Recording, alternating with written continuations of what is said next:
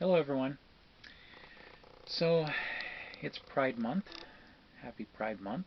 Um, I I wanted to do a specific video about this because it's something that was brought up to me.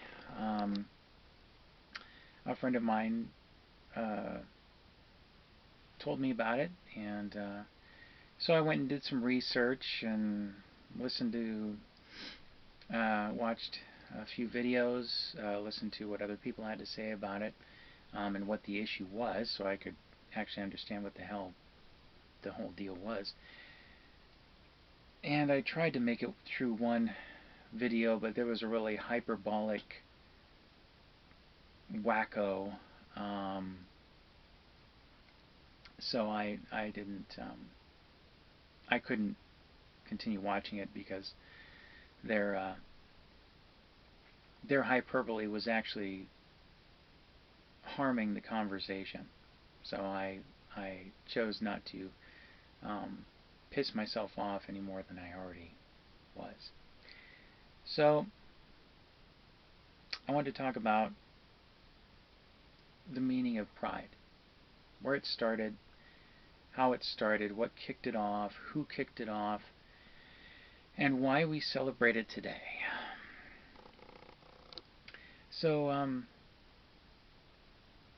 well, it started with Stonewall. Um, you can look it up, but basically what happened was, back in the day, this was in, I believe it was 1969? I can't remember off the top of my head. Um, Back in the day, the police, sometimes they still do, depending upon where you live, um, the police used to harass members of the LGBTQ plus community um, before we were really called that, long before we were called that.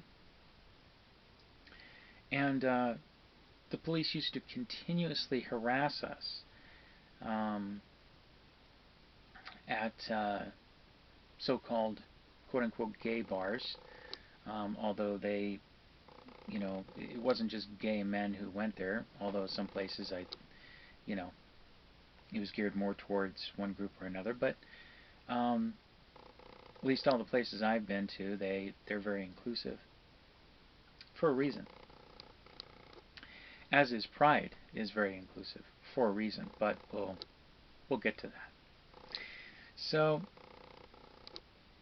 um, eventually, the people, um, the queer community, uh, specifically a group of them, um, were fed up with that bullshit. They got tired of being harassed, continuously harassed by the police. So they actually fought the police. It was a group of trans women of color, who actually, at Stonewall, threw bricks at the police, fought them, actually physically assaulted police. Can you imagine that happening today? The cops would have just gunned them all down if it happened today. But back then they fought them, and they fought them off. The next year, the community as a whole got together and said, you know what? We're going to make this day an event. Every year we're going to get out into the streets and we're going to celebrate it, and we're going to celebrate our uniqueness. We're going to get out there and we're going to show people that we're not afraid, we're not ashamed of who we are. We're out and we're proud. And so out of that grew what is the modern Pride. It's Pride Month. We have a whole month. Um, although most Pride events only last, you know, a few days, um, you know, we have a month. And and now we can go into stores and buy Pride themed stickers and ribbons and decorations and um, things that we can wear to Pride events and that kind of thing. But the what made all of that possible and what has gotten us all collectively to the point where we are now catered to, in that sense, recognized by corporations,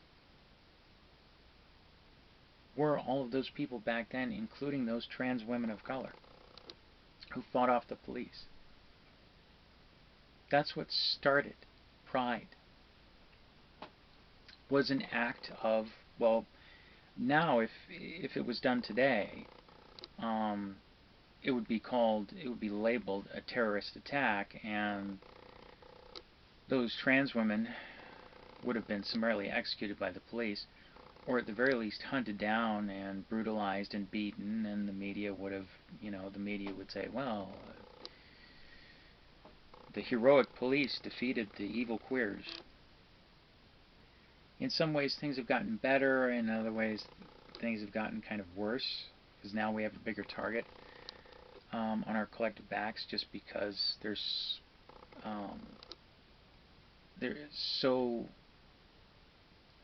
so many, there's a lot more of us that are out, and so that breeds fear in intellectually barren people, and so yeah.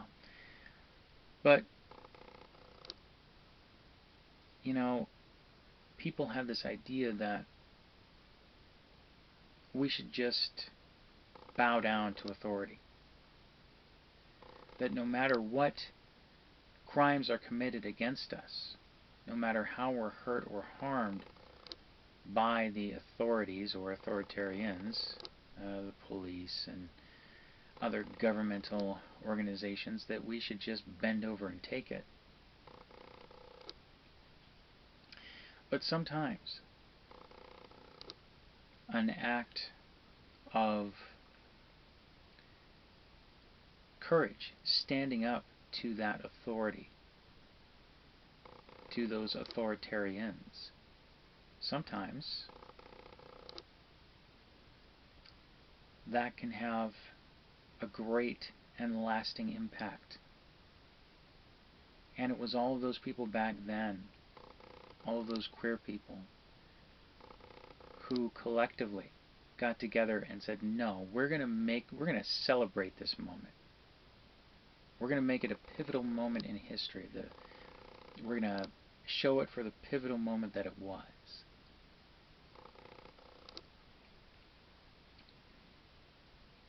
And so we had marches. Well, they had marches. I didn't exist yet. Not for a while, at least. They had marches. And who all was at these marches? Well, every aspect of what has historically, and even today, made up the queer community, including kinks.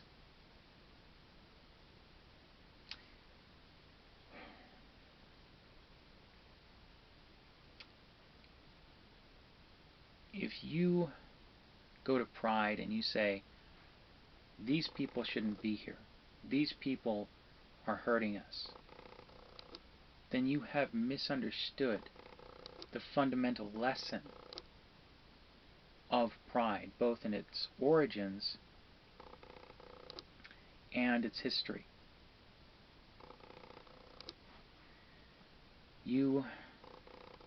If you want to exclude a certain subset of the queer community, you are doing to them what you hate others doing to you. It's no different. These people are part of the community, even today.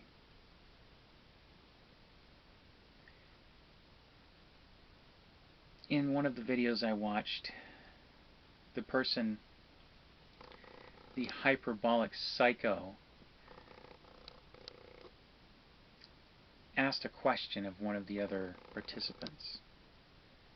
This person asked, well, if you saw someone in a GIMP outfit talking with a child, do you think that that's acceptable? And of course, naturally, the person answering the question said, yeah, it's fine. And then the idiot who asked the question went into full hyperbolic meltdown and said, oh my God, you're okay with someone in a GIMP costume getting off on talking with a child. What? That's not the question you asked. That's what these people, it's like they're doing the exact same thing that conservatives do to all of us collectively. Oh my God, you're going to allow a trans woman in the bathroom with a child? It goes from being something reasonable to them reframing the situation as being, oh, you're going to allow a trans woman to molest a child in a bathroom? What? You know, and you know that when someone uses that kind, when they reframe the question, when someone has to use hyperbole to that degree, when they have to lie and cheat to try to win their argument, or to give their argument to make it seem as though it has merit, they've already lost.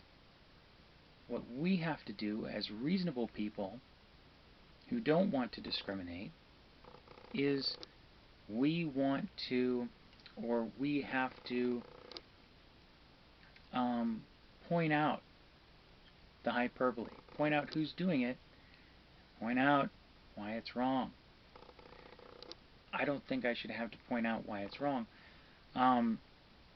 Wearing a GIMP outfit in and of itself at a parade is not in itself a sexual act. There's lots of clothing which is sexual, which can be ascribed sexuality. Bikinis. Are we banning bikinis at the beach? No. Why? Because generally bikinis are worn by cisgender heterosexual people. Not exclusively, of course, but historically. We're not banning bikinis. Are we banning tight pants? Those can be ascribed as a sexual type of clothing. Hell, anything can be. Every type of clothing is sexy to somebody. Should we ban all clothing? Should we all just wear, gray burlap sacks? No.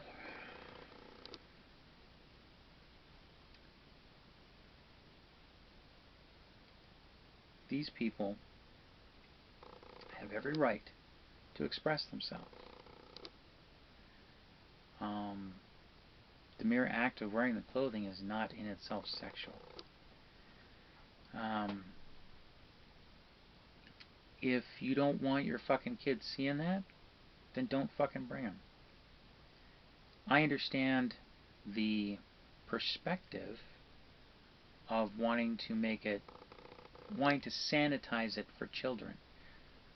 But the thing is, Pride isn't necessarily for children. It's for us. These outfits were worn in part, of course, as expression, but also as a middle finger to those stiff, stick-up-the-ass people who would seek to discriminate against and marginalize and hide all of us. I mean, that's what we get all fucking year round. We get psycho, hyperbolic assholes trying to make us hide, trying to shame us back into the closet. That's what pride is. It's us celebrating, coming out and being out and never going back. If you don't fucking like it, then don't fucking go. It's that fucking simple.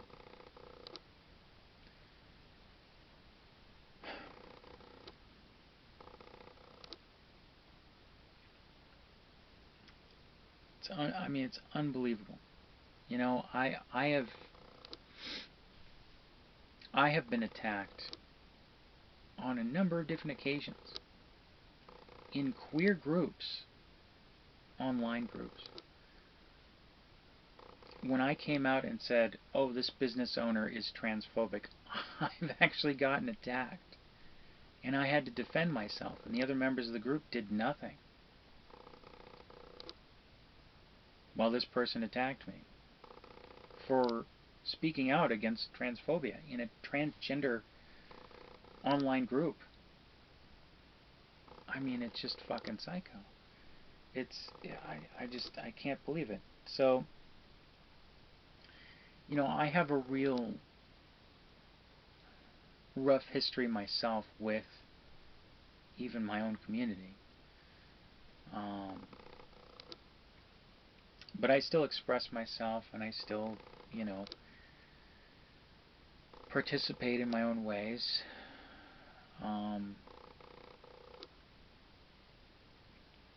But yeah, it's hard because the community is changing.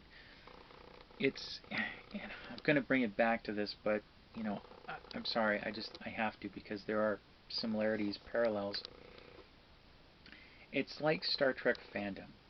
Okay, don't let your eyes glaze over just yet. Okay.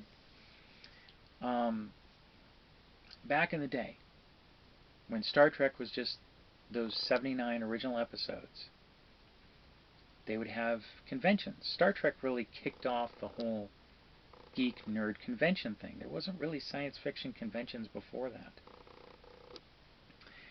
And the people that went there all had basically the same mentality.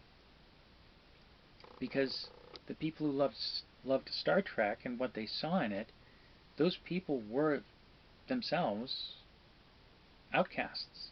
They were the geeks, the nerds, the weirdos, the freaks. Sound familiar?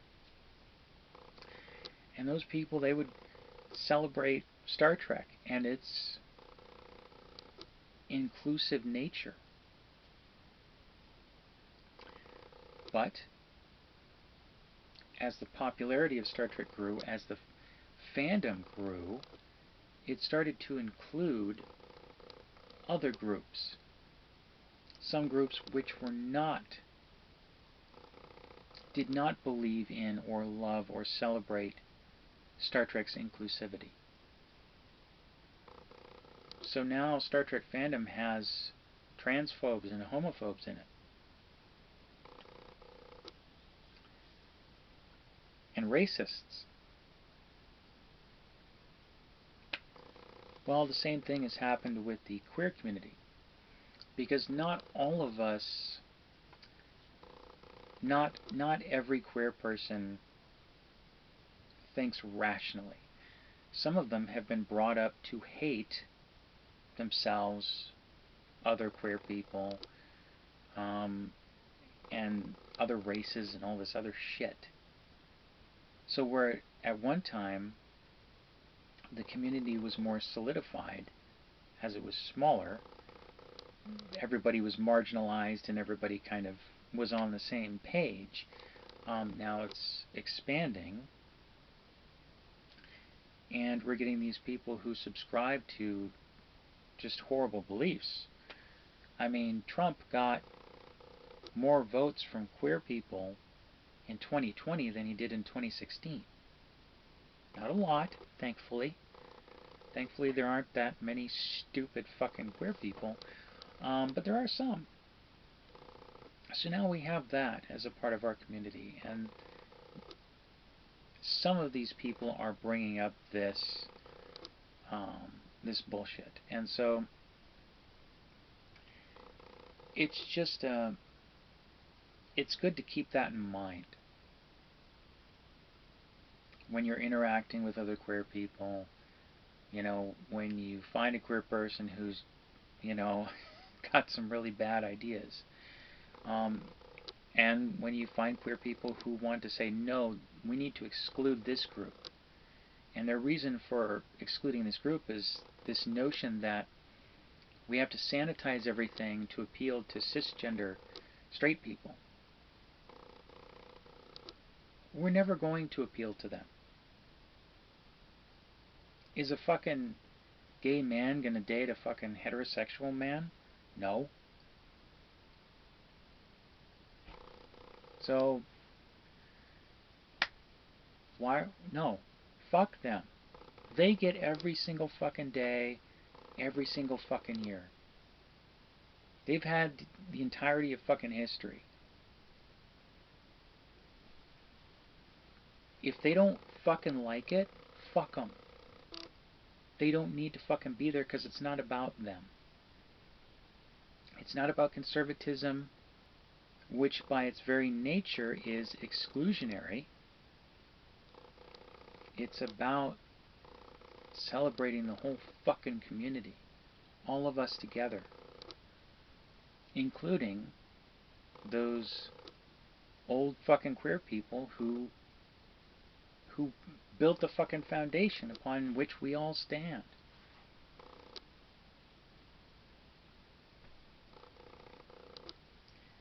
Not everything needs to appeal to fucking cisgender straight people. In fact, I would say that appealing to them is counterproductive. Pointless. Because nothing we do is going to make them like us. I'm speaking in general terms, of course. But, you know, if you're hoping to appeal to some fucking Christian conservative, you're not going to. They're going to fucking hate you no matter what you do. Because you are LGBTQ+, you know. If you're on the fucking spectrum, if you are a part of the community, they ain't gonna fucking like you. So appealing to them is just stupid and pointless. And I don't want to be fucking forced by some other Christian right-wing wacko conservative queer person. You know, I'm not going to be forced to fucking appeal to a bunch of Nazi assholes who don't fucking like me anyway. So, there, that's my fucking answer to that.